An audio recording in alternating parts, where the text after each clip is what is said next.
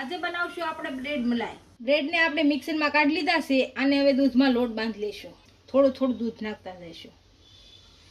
આને આપણે લોટ બાંધી લીધો છે. આને રસમલાઈ જેવો આકાર આપીશું.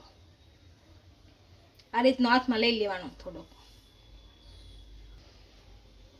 આમાં આપણે કાજુ બદામ અને પિસ્તાની કતરી કરીને નાખીશું.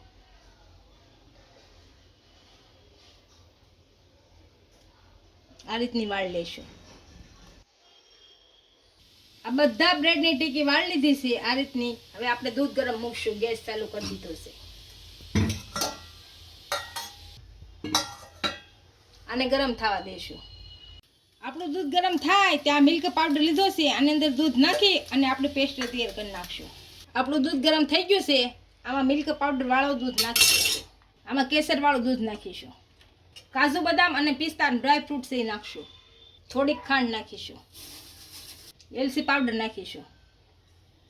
અને હલાવી નાખીશું. હવે આપણું દૂધ સારી રીતના ઉકળી ગયું છે. આને ગેસ બંધ કરી અને નીચે ઉતારી લઈએ.